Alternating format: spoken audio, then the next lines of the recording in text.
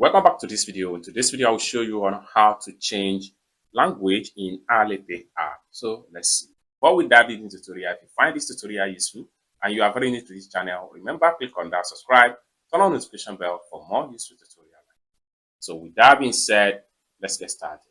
The very first thing you want to do is to simply open up your Alipay app. Having opened up your Alipay app, next thing you need to do is to simply click on account. Open up like so. Next thing you need to do is to simply click on this setting icon. The next thing you need to do is to simply click on general.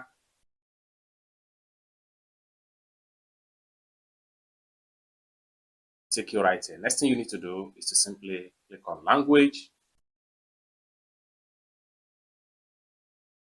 It's going to take you right here. So you have all the languages right here. So by default, my Alipay here is English version. So you can simply scroll down and choose any of the language you understand from the point right here.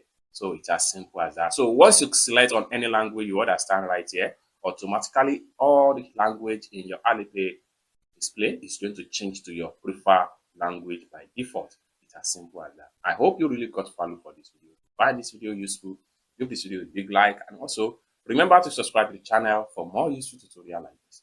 Thank you so much for watching, and I hope to see you